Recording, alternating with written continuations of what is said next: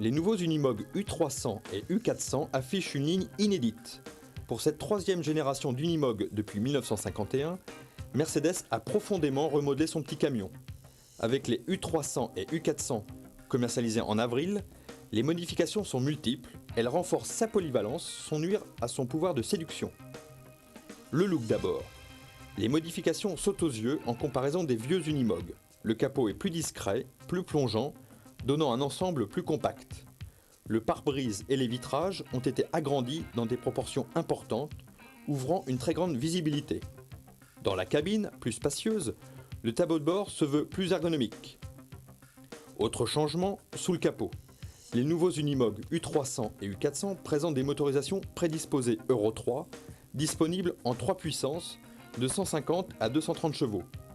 On découvre la nouvelle boîte de vitesse UG100, dotée d'une gestion électronique Telligent et du Tempomat. L'autre grande nouveauté réside dans le système hydraulique de puissance VarioPower. Autant dire que Mercedes a essayé de penser à tout dans la conception de ses Unimog, d'un PTAC de 7,5 tonnes à 12,5 tonnes. Rappelons qu'en France, il se vend chaque année environ 120 Unimog, environ 25% du marché national, sachant qu'un Mercedes Unimog vaut entre 400 000 et 800 000 francs. Porte-outils et tracteurs, ils répondent aux plus larges missions par tout temps et sur tout terrain.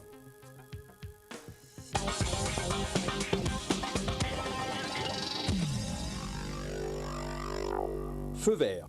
Début mars, la Commission européenne a autorisé MAN à acquérir le constructeur anglais ERF.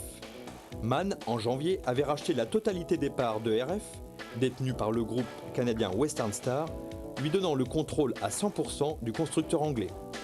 La Commission de Bruxelles a argué que la part de marché cumulée de MAN et de ERF, environ 16% en camions de plus de 16 tonnes sur le marché britannique, ne soulevait pas de problème de concurrence. Avec la reprise d'ERF, MAN compte désormais 5 marques dans son giron, avec Star, Steyr, OAF et bien sûr MAN.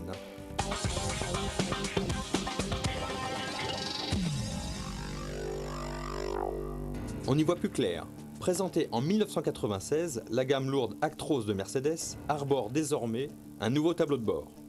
D'un dessin plus moderne, le combiné d'instruments est recouvert d'une glace anti-reflet appréciable.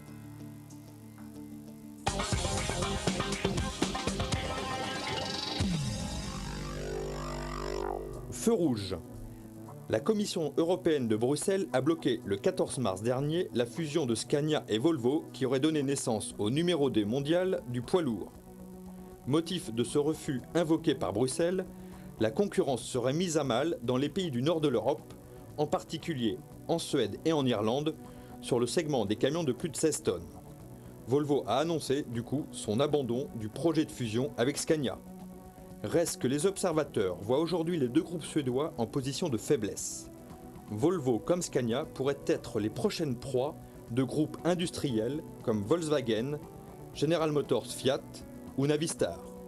On n'est pas au bout de nos surprises dans le domaine des fusions et des rachats.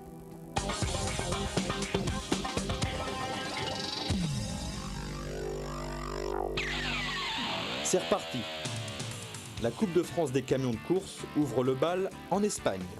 En effet, cette année, la Coupe de France va franchir les Pyrénées pour aller sur le circuit d'Albacete les 9 et 10 avril. Puis, toujours en avril, les 29 et 30, aura lieu le rendez-vous de Dijon sur le circuit de Dijon-Prénois. Rappelons que la finale de la Coupe de France aura lieu lors des 24 heures du Mans les 14 et 15 octobre. Parmi les habituels compétiteurs, on retrouvera cette année les Crozier, les Robineau, les Buffa, les Miquel. Chaque mois, Camion 26 vous tiendra informé des résultats de la Coupe de France.